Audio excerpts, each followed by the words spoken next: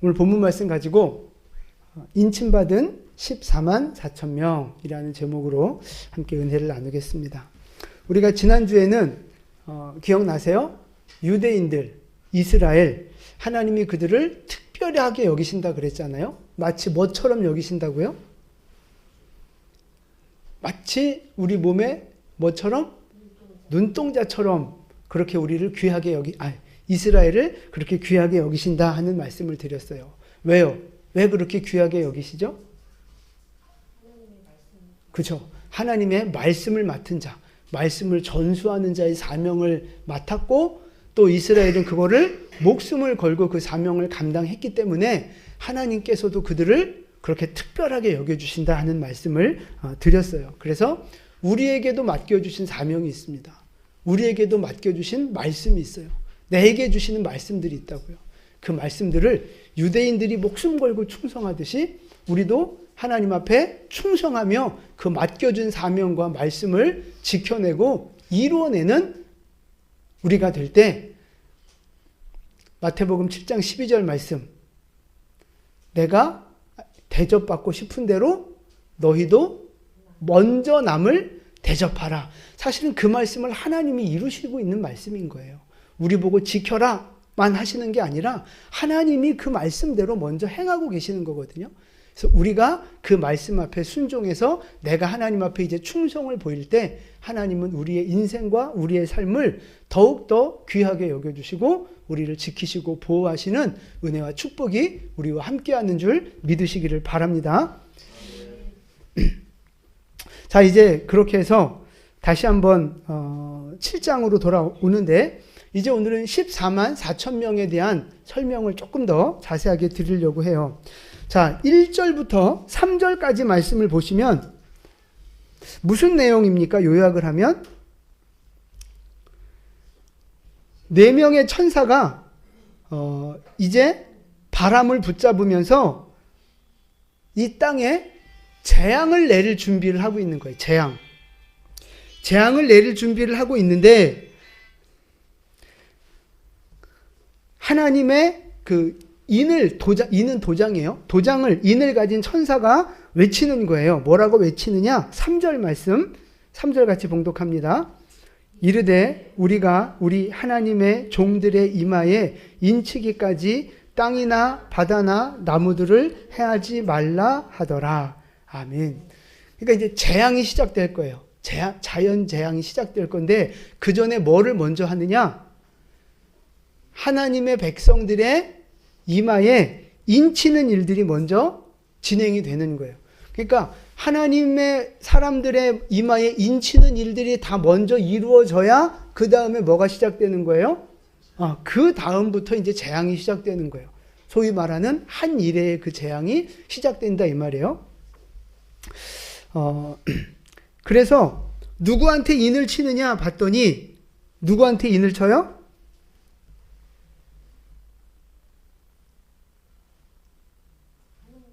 네, 하나님의 종들, 방금 읽었잖아요. 3절.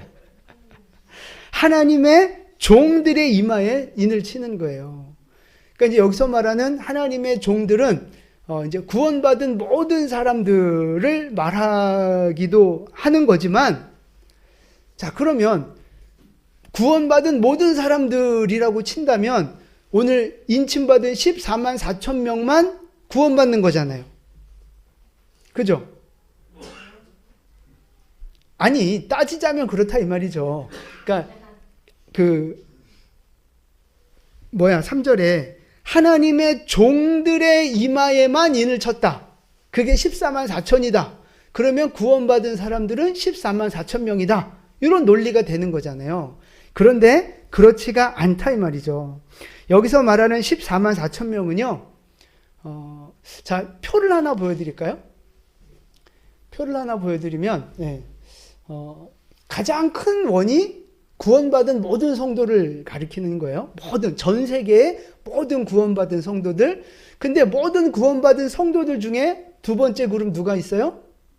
그렇죠. 이스라엘에서 구원받은 메시아닉 주라고 하는 구원받은 유대인들이 또 있는 거예요.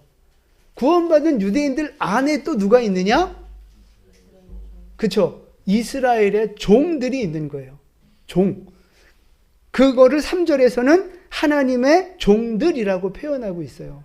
그러니까 성경을 보면 구원받은 모든 백성들을 표현하는 말이 있고, 또 특별히 유대인들을 표현하는 말이 있고, 또 그 중에서도 내 종이다, 이렇게 하나님의 종이라고 표현하는 그룹들이 또 있거든요.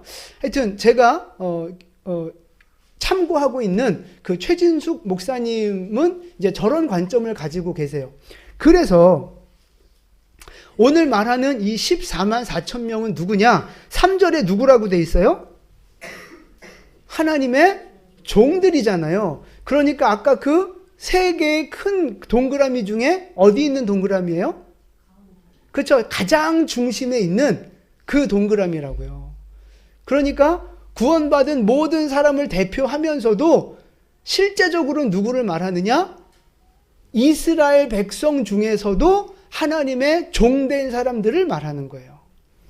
근데 그 종들의 숫자가 몇 명이냐? 14만 4천 명이라고 하는 거예요. 그러니까 혈통적으로 보면 어느 민족?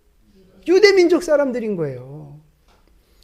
근데 그 중에서도 이제 14만 4천 명을 하나님이 이렇게 딱 인을 치신 거죠.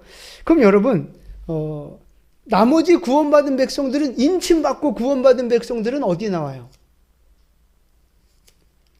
그게 10절부터 나오는 거예요. 10절부터. 아니죠. 9절이죠. 9절. 내가 보니 각 나라, 족속, 백성, 방언에서 능히 셀 수 없는 어마어마한 무리가 나오는 거예요. 이게 가장 큰 동그라미였죠. 구원받은 전 세계의 모든 성도들을 말하는 거예요. 그럼 여러분 이제 여기서 왜 14만 4천 명이라는 숫자가 나왔어요? 그렇죠. 유다 지파부터 해서 각 지파당 12,000명을 하나님이 인치신 거예요. 12,000명. 근데 지파가 몇 지파? 12지파. 그래서 12,000 곱하기 12를 하니까 14만 4천이 나온 거예요. 그럼 여러분 여기서 말하는 이 12,000명 그리고 14만 4천 명, 정말 정확한 12,000명, 정확한 14만 4천 명일까요? 아니면 그냥 상징적인 숫자일까요?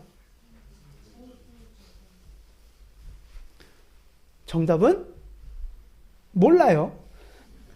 정답은 몰라요. 그런데 우리가 기본적으로 성경을 해석하고 계시록을 해석할 때 기본 원칙은 뭐냐면요, 문자 그대로 해석하는 거예요. 문자 그대로. 근데 만약에 문자 그대로 해석했는데 이거 영 말이 안 맞아. 뭔가 너무 이상해. 예를 들면 요한이 예수님을 바라봤는데 어떤 모습이에요, 예수님이? 죽임당한 어린 양의 모습으로 나타나잖아요. 그럼 예수님이 천국에서는 진짜 어린 양으로 변해 있어요? 아니잖아요. 그냥 희생 제물이라는 걸 상징하는 의미에서 어린 양이라고 표현한 거잖아요. 그러니까 어린 양, 문자 그대로 표현하면 좀 이상해. 문제가 있어. 그런 거는 여기에는 어떤 상징성이 있는 거구나라고 이렇게 한 번 더 이제 해석을 하고 이해해야 되지만, 그렇지 않다면 기본적으로는 문자 그대로 해석하는 게 먼저 첫 번째예요. 그래서 각 지파별로 12,000명 합쳐서 14만 4천 명, 이게 정확하게 그 숫자일까? 그 숫자일 수 있어요. 그런데 꼭 그 숫자만이 아닐 수도 있는 거죠. 우리는 모르는 거예요. 그래서 거기에 플러스해서 아마 상징적인 숫자일 수도 있다라고 이렇게 좀 해석의 그 문을 열어놓는 거죠. 그래서 성경에 보면 이 숫자를 해석하는데 이제 수비학이라고 하는 학문이 또 동원이 되거든요. 수비학이라는 게 뭐냐 하면 숫자마다 의미가 있다는 거예요. 어떤 상징적인 의미가 있다는 거예요. 그래서 숫자 2, 유대 사회 속에서 특별히 숫자 2가 상징하는 건 무슨 의미인 줄 아세요? 증인입니다. 증인. 2명 이상의 증인. 그래서 최소한 2명의 증인을 세워야 이 재판이 성립되는 그런 성경의 원칙이 있어요. 그래서 숫자 2는 증인의 숫자고, 숫자 3은 하늘 숫자, 뭐 삼위일체 하나님을 얘기하기도 하고, 숫자 4는 땅을 상징하는 숫자예요. 이 지구, 땅, 동서남북 사방. 그 다음에 5는 고통. 6은 5가 고통이기도 한데 또 은혜로 이렇게 해석하는 것도 있어요. 그 다음에 숫자 6은 사람을 상징하는 숫자예요. 숫자 7은요? 완전함을 상징하는 숫자고, 12는 하나님의 백성을 말하는 거예요. 그럼 숫자 10은요? 10.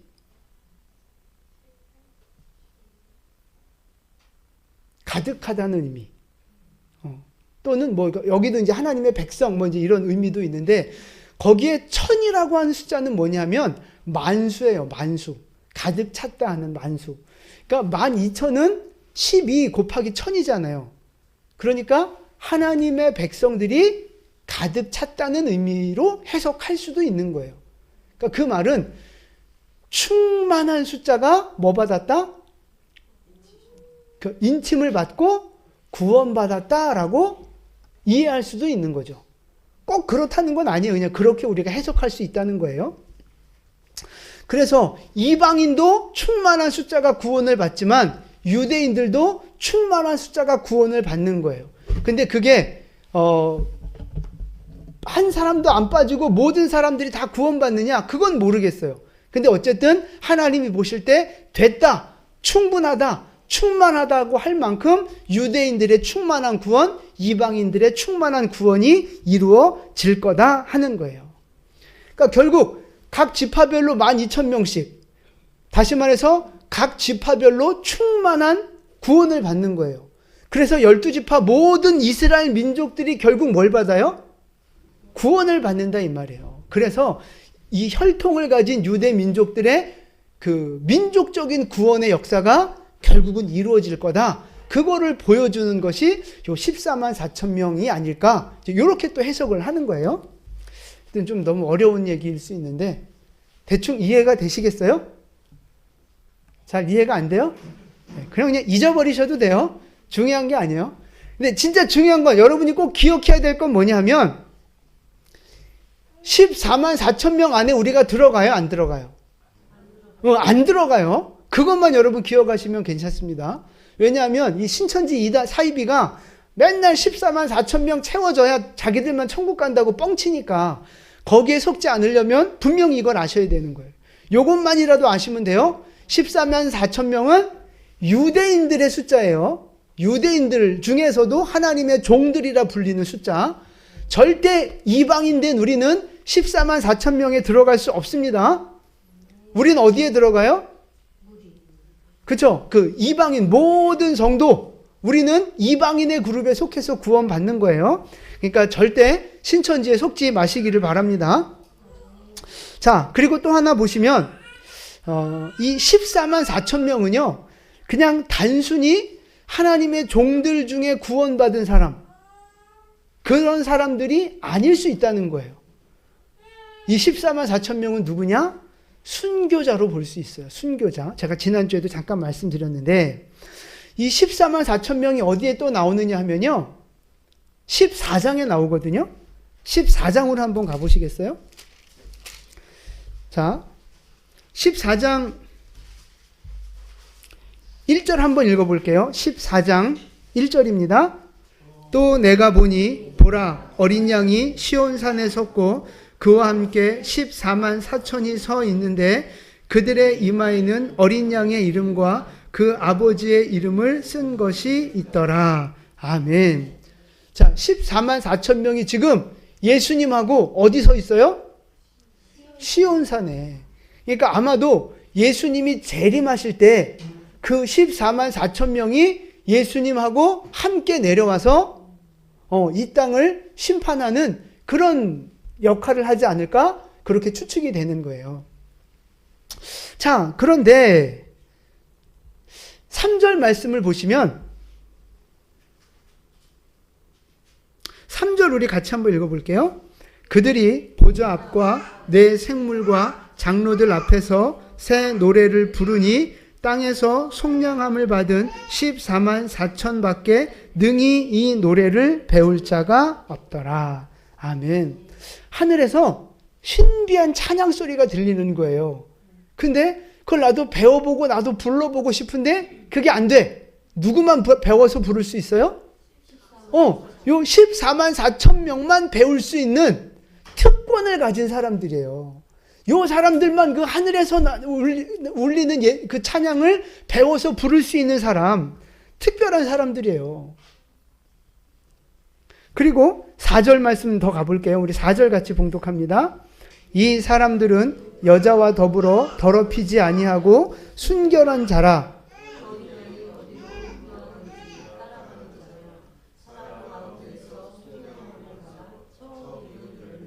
하나님과 어린 양에게 속한 자들이니. 아멘. 자, 이 14만 4천 명을 또 어떤 사람들이라고 설명해요?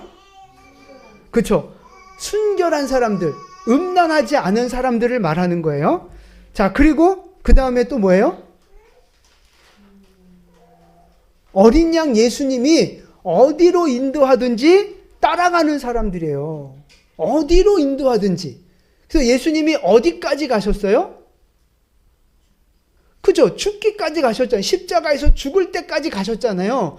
그 죽음의 길을 14만 4천 명은 따라간 사람들로 보는 거예요. 그래서 그 다음에 또 뭐라고 나와요? 속량함을 받아 처음 익은 열매다. 부활의 첫 열매인 거예요. 첫 열매. 그래서 이들을 이 14만 4천 명을 어떤 사람들로 보느냐? 순교한 사람들로 보는 견해가 있다 이 말이에요. 그냥 단순히 구원받은 사람들이 아니라 어린 양을 따라 죽음의 자리까지 가서 순교의 영광을 누린 사람들. 자, 그래서 14만 4천 명을 제가 정리해보면 이렇습니다. 우리 같이 한번 읽어볼게요. 앞에 화면 보시고요.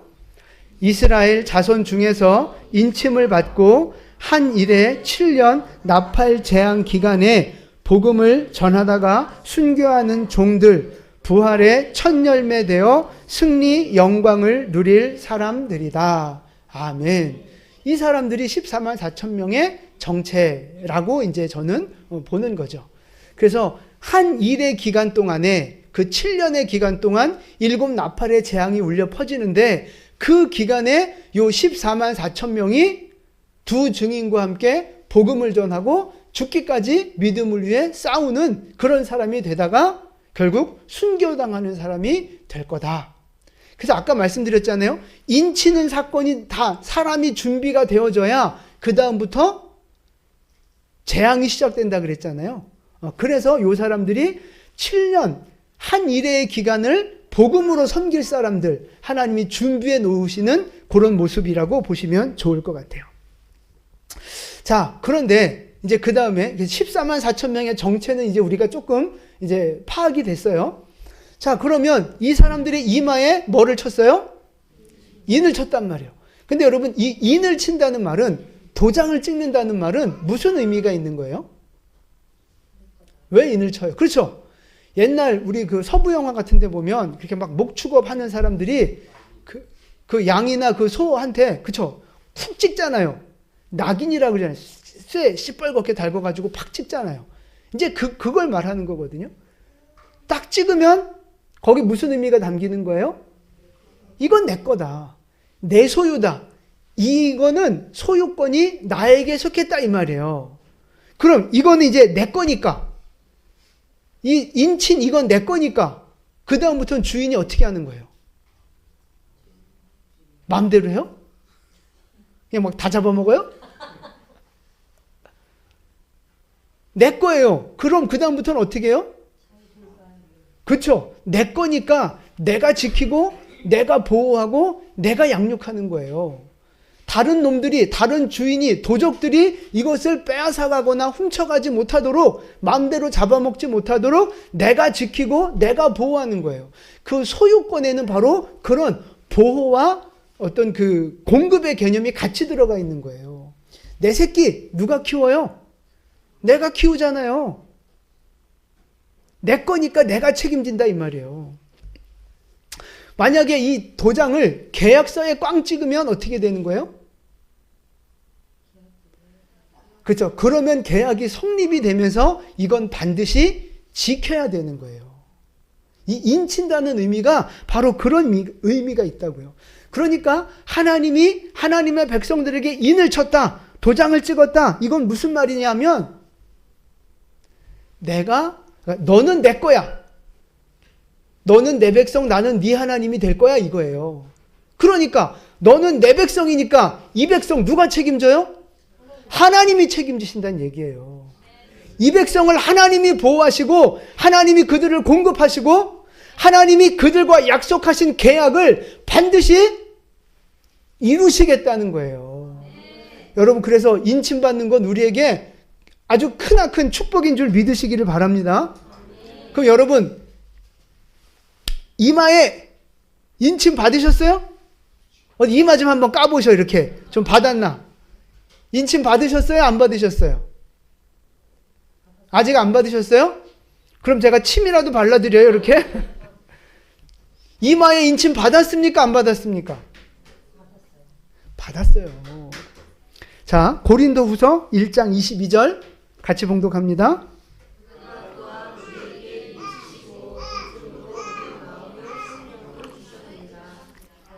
자, 믿음의 사람들을 향해 하시는 말씀이에요. 우리 마음에 성령이 부어진 사람들은요, 이마에 인침받은 사람인 거예요. 성령이 임했다는 말은 인침받았다는 말이에요. 똑같은 의미예요. 자, 그 다음에 에베소서 1장 13절 말씀도 같이 봉독합니다.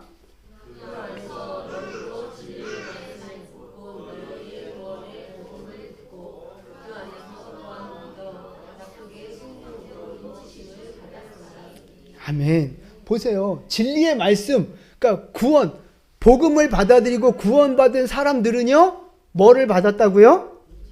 예, 인침을 받았다고요. 성령으로 인침을 받은 사람들이에요.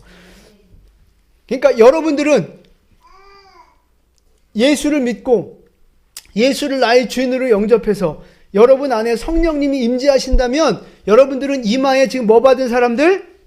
인침 받은 사람들이에요. 그러면 여러분의 소유권은 누구한테 있어요? 하나님께 있는 거예요. 그럼 여러분은 누가 책임지시는 거예요? 여러분은 누가 보호하시는 거예요? 하나님의 약속된 말씀을 하나님이 우리를 위해서 이루어 주신다 이 말씀이에요. 우리 옆에 분에게 인사하세요. 당신은 인침받은 사람입니다. 하나님이 여러분을 보호하실 거고 하나님이 여러분을 책임져 주실 거고 하나님이 여러분을 붙들어 주실 줄 믿으시기 바랍니다. 할렐루야. 여러분 인침 받았어요. 하나님 여러분 지켜주실 거예요. 자, 그럼 여기서 이제 우리가 궁금한 게 하나 있어요. 인침 받았잖아요. 하나님이 보호하신다 그랬잖아요. 지켜주신다 그랬잖아요. 그런데 아까 그 14만 4천 명은 결국 뭐 한 사람들? 순교한 사람들. 다시 말해서 죽임을 당한 사람들, 살해당한 사람들이 된다 이 말이에요. 이거 뭐가 안 맞잖아요.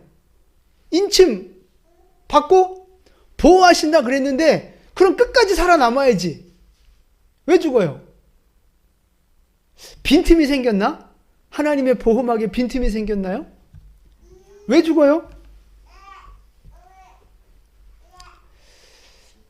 인침받은 사람들은요, 하나님이 보호하시는 게 맞습니다. 하나님이 지켜주시는 게 맞습니다. 하나님이 건져주시는 게 맞습니다. 하나님이 책임져 주시는 사람들이 맞아요. 그러나 하나님이 보호하시고 책임져 주신다는 말이 아무 문제도 없고 아무 고난도 없고 모든 것이 다 만사 형통한다라는 의미는 아닌 거예요, 여러분. 그러니까 고난이 있고 재앙이 있지만 그 고난과 재앙을 뚫고 이기고 승리하도록 도와주신다는 말씀입니다. 그럼 여러분 생각해 보세요. 승리한다는 말이 밑에 깔고 있는 전제가 뭐예요? 전쟁, 어떤 경쟁, 시합, 싸움, 이걸 전제로 하는 거잖아요. 싸움이 있고 경쟁이 있어야 거기서 이기고 지는 게 나오는 거 아니겠어요? 그러니까 우리가 승리한다는 말은요, 결국 우리는 어디로 들어간다는 거예요? 전쟁 가운데 들어간다는 거예요. 고난 가운데 들어간다 이 말이죠. 싸우지 않는데 승리라는 게 있을 수 없는 거 아니겠어요? 그래서 우리의 그 현재의 삶도 그렇지만 앞으로 다가올 그 재앙의 시대에는요, 모든 성도들이 다 고난을 받게 될 거예요. 그런데 거기에서 하나님이 우리를 건져주셔서 그 고난을 이기는 사람들이 되게 하실 줄 믿으시기를 바랍니다. 여러분, 마지막 때에 주님 다시 오시기 전에 우리 성도들에게 환난이 있어요, 없어요? 있어요. 계시록을 이렇게 설명하시는 분들 중에 우리 성도들은 환난 받지 않는다. 이 7년 대환란이나 대접재앙 그 전에 이미 우리는 휴거돼서 올라간다. 우리에게는 이 마지막 재앙이 없다. 이렇게 말씀하시는 분들도 있거든요.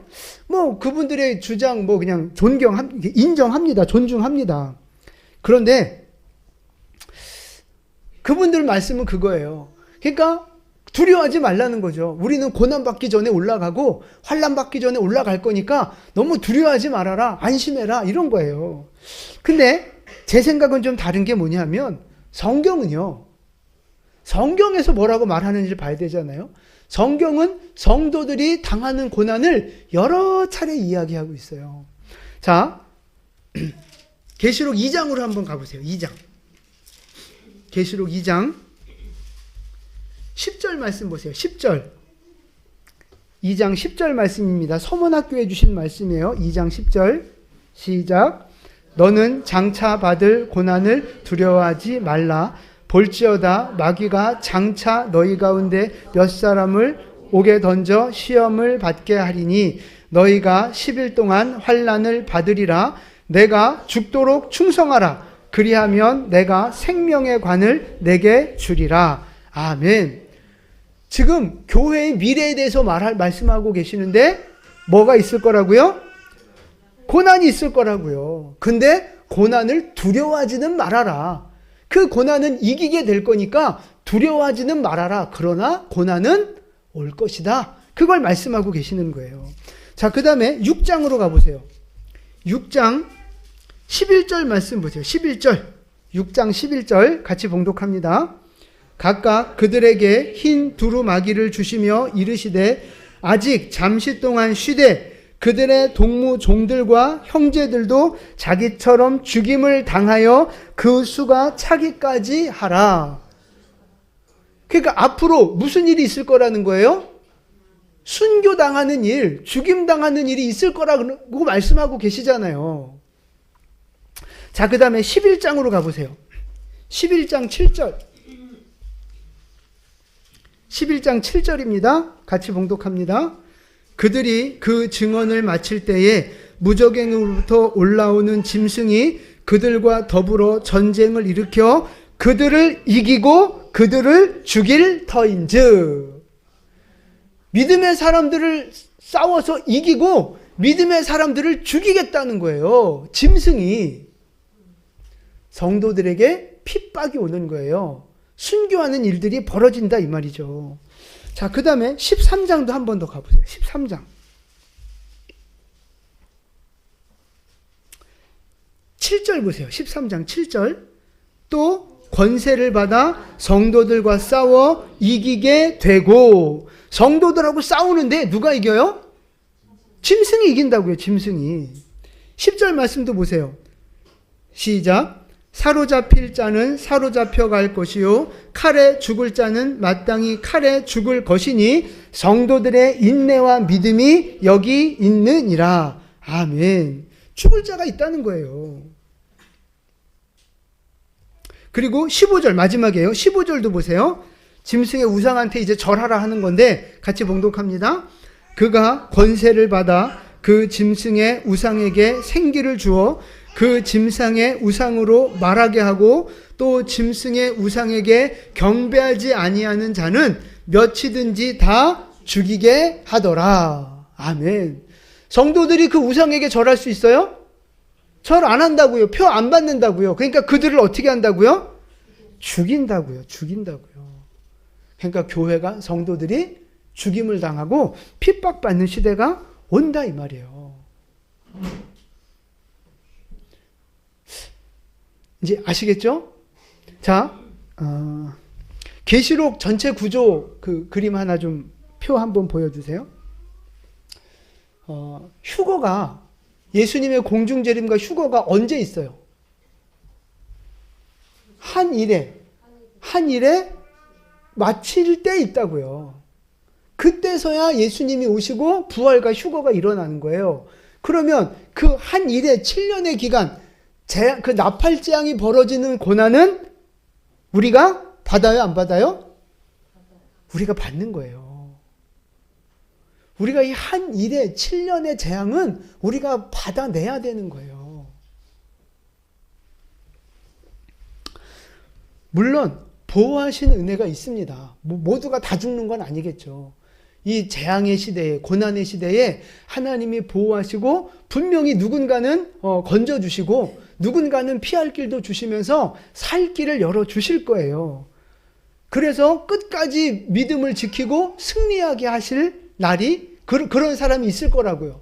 그러나 또 한편의 성도들은 죽임을 당하는 일, 고문을 당하다가 죽고 감옥에 갇혀서 죽고 살해당하고 뭐 이렇게 해서 믿음을 지키다가 죽는 성도들도 얼마든지 있을 수 있다는 거예요. 이 7년 한일의 기간 동안에. 그럼 물론 고난이 없으면 좋죠. 저도 고난 있는 거 싫어요. 고난이 없으면 좋겠어요. 딴 분들 얘기처럼 정말 환난 전에 우리가 다 휴거되고 다 부활되고 그랬으면 너무 좋겠어요. 그런데 그게 아닌 것 같다 이 말이죠. 성경을 보니까. 그러니까 성경이 오늘 우리에게 주시는 말씀은 뭐냐면, 제가 이해할 때 고난이 있을 것이고 너희는 그 고난 가운데로 들어갈 거야. 그러니까 두려워해라? 아니에요. 두려워하지 말고 그 고난을 이기는 자가 되라 이거예요. 지금 믿음으로 잘 준비하고 지금 믿음으로 잘 싸워서 그 고난을 이겨내는 자, 환난과 핍박을 이겨내는 자가 되라고 주님이 오늘 말씀하고 계시는 거예요. 우리에게 미리 고난이 있음을 이야기하시는 이유는요, 쫄라고 두려워하라고 주시는 게 아니고요. 미리 이게 준비되어 있으니까 지금부터 준비해, 지금부터 열심히 해, 지금부터 이기는 믿음을 가져, 그렇게 우리를 격려해 주시는 거예요. 여러분, 이제 다음 주면 수능이 있지만 수능 날짜가 정해지고 이 11월 달에 수능이 있다는 걸 딱 공포하는 이유가 뭐예요? 이 날을 준비해서 잘 준비하라는 거 아니에요. 잘 공부하라는 거 아니에요. 그래서 이 수능 때 합격하는 자가 되라고 그렇게 하는 거잖아요. 이 영적인 시간도 마찬가지인 거예요. 고난 있을 겁니다. 하나님이 우리에게 말씀해주고 계시는 거예요. 그러니까 그걸 깨달은 우리는 두려워하고 무서워할 것이 아니라 지금부터 준비하면 돼요. 그러면 어떤 사람이 된다고요? 이기는 자가 된다고요. 자, 그래서 여러분, 우리는 이 승리에 대한 개념을 두 가지로 이해를 하셔야 되는데, 자, 첫 번째 승리가 뭐냐? 한번 같이 읽어보세요. 네, 이거 우리가 원하는 거죠. 우리가 원하는 거. 고난이 있고 어려움이 있고 박해가 있지만 내가 기도하고 하나님 말씀대로 순종했더니 와, 하나님이 기적을 베풀어 주신 거예요. 막 피할 길을 주시고 막 기적 같은 일들을 통해서 우리로 하여금 복을 누리게 하시고 평강을 누리게 하시고 막 간증하게 하시는 거죠. 야, 하나님이 나한테 이렇게 응답해 주셨다고. 우리가 다 원하는 이 승리 아니에요? 아멘이시죠? 이런 승리가 있기를 축복합니다. 이런 승리가 있기를 축복합니다. 근데 이것만이 승리가 아니라는 거예요. 또 두 번째 승리는 뭐냐? 같이 읽어볼게요. 네. 믿음 안에서 그냥 죽는 거예요. 믿음을 지키다가 고문하면 고문 당하는 거고, 믿음 안에서 믿음을 지키다가 죽이면 죽임을 당하는 거예요. 그런데 그 고문의 순간에도 믿음을 버리지 않고 죽음의 순간에도 믿음을 버리지 않고 그냥 죽는 거죠. 여러분, 그것도 승리인 거예요. 순교자들이 바로 그런 사람들 아니에요? 그게 바로 순교자들인 거잖아요. 그래서 순교자는 승리자예요? 실패자예요? 승리자인 거예요. 육신적으로 볼 땐 비참해 보이고 실패자 같아 보이지만 하나님이 보실 때는 그게 승리자라고요. 믿음을 지킨 사람들이 승리자예요. 순교자들이 바로 승리자라고요. 여러분, 이 두 가지 승리, 우리가 원하는, 소망하는 이 승리뿐만 아니라 끝까지 믿음을 지키다가 죽는 이 영적인 승리까지, 이 두 가지 승리가 우리가 다 취해야 할 승리인 줄 믿습니다. 기왕 우리가 승리를 누리고 싶다면 몇 번 승리를 누리고 싶어요? 첫 번째, 육신을 갖고 있는 우리 모두의 마음이죠. 근데 여러분들 너무 걱정하지 마세요. 나 순교당하면 어떡하지? 걱정하지 마세요. 하나님이 아무나 순교시키지 않는데요. 두려워 떠는데 막 하나님 순교시키지 않을 수도 있어요. 하여튼 잘 모르겠지만 어쨌든 우리는 승리자가 될 거라고요. 고난, 두려움이 좀 있을 수도 있고, 인간이니까 두려움이 있을 수도 있고 힘들 수도 있지만 결론은 뭐라고요? 승리한다고요. 하나님 그걸 자꾸 말씀하시는 거예요. 말씀드렸잖아요. 구조를 통해서 본 요한계시록에서 가장 강조하고 있는 말씀이 뭐예요? 요한계시록 12장. 우리가 승리한다는 거예요. 교회가 승리한다는 거예요. 그게 요한계시록의 핵심이라고요. 그거를 계속해서 반복해서 말씀하고 계세요. 여러분, 고난, 두려운 마음이 들 수 있죠. 그런데 그 두려움에 사로잡히지 마시고 지금부터 믿음으로 준비해서 승리하는 자 되시기를 축복합니다. 여러분, 만일 고난이 없다. 우리 성도들에게 마지막 때에 고난이 없다. 우리는 빨리 휴거될 거다. 그러니까 너무 걱정하지 마라. 두려워하지 마라. 여러분, 이 말씀, 이런 설교와 이런 말씀을 믿고, 아, 그래. 나는 고난 당하지 않아. 안심이다. 다행이다. 이렇게 생각하는 사람은요, 신앙생활을 어떻게 하기 쉬울까요?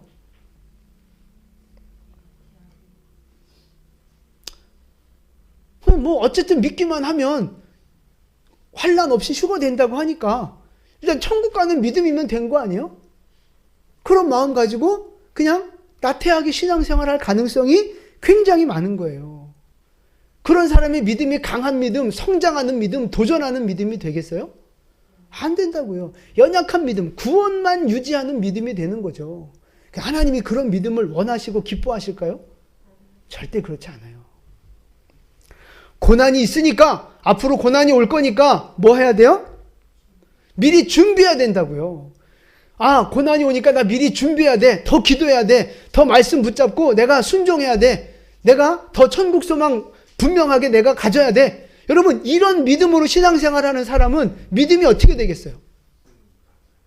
성장하는 거예요. 견고한 믿음이 되는 거예요. 바로 그런 사람들의 믿음이야말로 이기는 믿음이 되는 거라고요. 고난을 이기는 믿음. 적당히 신앙생활할 수 없고 고난을 이기는 믿음으로, 준비되는 믿음으로 그렇게 살아가게 되는 거예요. 그래서 내가 어떤 믿음을 갖느냐에 따라서 우리의 믿음의 태도도 달라진다는 거예요. 그래서 우리가 지금 소아시아 7교회 보내는 편지 살펴봤잖아요. 7교회 편지를 보낼 때마다 결론 부분에서 하나님이 강조하시는 공통적인 메시지가 뭐였어요? 이기는 자. 이기는 자에게는 내가 뭘 해주겠다. 이기는 자에게는 내가 뭐 해주겠다. 교회들마다 하나님이 공통적으로 주시는 말씀이 그거예요. 이기는 자가 되라. 그러면 내가 너를 이렇게 갚아주겠다. 복주겠다. 하나님이 계속해서 말씀하고 계세요. 그래서 여러분, 우리 믿음은요, 그냥 구원받은 것에서 멈추는 믿음이 되면 안 돼요. 어떤 믿음이 돼야 돼요? 이기는 믿음. 고난을 이기는 믿음. 핍박을 이기는 믿음. 성장하고 전진하는 믿음, 싸워 이기는 믿음이 되어야 할 줄로 믿습니다. 싸워 이기는 믿음이 돼야 된다고요. 죄와 싸우고, 마귀와 싸우고, 유혹과 싸우고, 이단 사이비하고 싸우고, 환경과 싸우고, 인생의 고난과 싸우면서 이기는 믿음이 되어야 할 줄로 믿습니다. 연약한 믿음이 되시면 안 돼요. 그냥 간신히 구원만 받는 믿음이 되면 안 된다고요. 적당히 신앙생활 하다가 어차피 천국 가면 되지, 절대 그거 하나님이 기뻐하시고 원하시는 믿음이 아닙니다. 이기는 믿음이 되셔야 돼요. 고난을 이겨내는 믿음이 되셔야 된다고요. 그럼 여러분, 이기는 믿음이 되려면 어떻게 해야 돼요? 잘 준비해야 돼요. 어떻게 해야 잘 준비하는 거예요?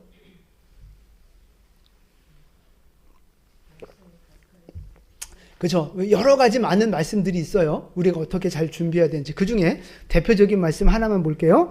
에베소서 6장 13절 말씀입니다. 그러므로 하나님의 전신갑주를 취하라. 이는 악한 날에 너희가 능히 대적하고 모든 일을 행한 후에 서기 위함이라. 아멘. 우리에게 뭐가 필요해요? 전신갑주. 하나님의 전신갑주가 필요하다고요. 전신갑주. 머리부터 발끝까지 무장하는, 온 몸, 전신을 무장하는 전신갑주가 우리에게 필요하다 이 말씀이에요. 자, 그래서 이 그림을 보시면 머리, 어깨, 무릎, 발에서 위에부터 한번 살펴볼게요. 자, 머리에는 뭐를 써야 돼요? 그쵸, 구원의 투구. 가슴에는? 허리에는? 발에는? 잘 안 보이시나요? 네. 손에는 뭘 들고 있어요? 방패하고, 또 다른 한 손에는 성령의 검. 이걸로 우리가 무장하고 있어야 된다고요. 이걸로 무장을 하고 있어야 이기는 자가 승리자가 되는 거예요. 근데 여러분 잘 보세요. 다 공통점이 있어요. 저 모든 전신갑주에 딱 공통적인 게 하나 있어요. 뭘까요? 보세요. 구원의 투구, 구원의 소망은 어디에서부터 우리가 가질 수 있는 거예요? 그러니까 그 믿음은 어디서 나오는 거예요? 말씀에서 나오는 거예요. 말씀을 믿음으로 우리가 구원의 확신을 얻게 되는 거라고요. 그 다음에 의의 흉배는요. 우리의 가슴을 지키는 건데, 우리의 마음을 지키는 건 무엇으로 지킬 수 있어요? 말씀이 우리 안에 뿌리 내려야 되는 거예요. 말씀. 인간은 지극히 감정적이기 때문에 말씀, 이 영혼의 닷과 같은 이 말씀이 없으면 우리는 계속 요동친단 말이에요. 흔들린단 말이에요.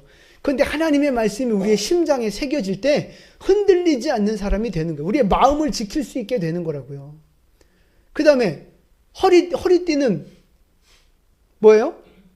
진리의 허리띠잖아요. 진리가 뭐예요? 말씀이라고요. 허리, 중심이잖아요. 말씀이 중심이 되어야, 말씀으로 중심을 붙잡아야 굳게 서는 믿음이 되는 거라고요. 자, 그 다음에 발에는 뭘 신어요? 평안의 복음의 신발을 신어요. 복음의 신발. 그러니까 복음을 받아들이면 거기에서부터 뭐가 흘러와요? 평안이 흘러나와요. 평안은, 그러니까 복음은 말씀이잖아요. 예수 안에 있는 하나님이 주시는 말씀을 붙잡아야 거기에서부터 평안이 나오는 거라고요. 그냥 난 괜찮아, 난 괜찮아질 거야, 난 잘 될 거야, 이렇게 자기 쇠뇌한다고 그게 평안이 와요? 안 되는 거예요. 하나님의 말씀을 붙잡아야 거기에서부터 평안이 나오는 거라고요. 그 다음에 믿음의 방패. 믿음은 어디에서부터 비롯되는 거예요? 말씀에서 비롯되는 거예요. 나는 다 이길 수 있어, 나는 할 수 있어, 이렇게 큰 소리 치면 다 막아지고 다 이겨져요? 안 된다니까요. 말씀이 우리의 믿음이 될 때 그것이 방패가 돼서 우리를 보호하게 되는 거라고요. 결국 말씀이에요. 그 다음에 칼을 뭐라고 불러요? 검. 성령의 검이라고요. 성령의 검, 곧 하나님의 말씀을 가지라 그랬어요. 검은요, 하나님의 말씀이라고요. 말씀으로 마귀를 이기고 우리가 말씀을 선포하면서 어둠의 세력들을 이기고 문제를 해결하고 승리하는 자가 되는 거예요. 그러니까 결국 보세요. 이 머리부터 발끝까지의 전신갑주가 결국은 그 뿌리가 어디에서부터 나오는 거예요? 말씀에서부터 나오는 거라니까요. 그러니까 말씀이 우리의 신앙생활의 가장 기초고 가장 중요한 출발이라고요. 말씀이. 말씀 붙들고 기도해야 되고요. 말씀 붙들고 순종해야 되는 거예요. 말씀을 지키려고 애써야 되는 거라고요. 우리 신앙의 중심에는 이 말씀이 있는 거예요. 그래서 말씀이 있는 자는 이기는 거고요. 말씀이 없는 자는 지는 거예요. 여러분, 말씀이 있는 자는 이기는 거고 말씀이 없는 자는 지는 거라고요. 전신갑주의 가장 기본 뼈대가 다 말씀이라고요. 그래서 우리가 이기는 자가 되려면 뭐를 붙잡아야 돼요?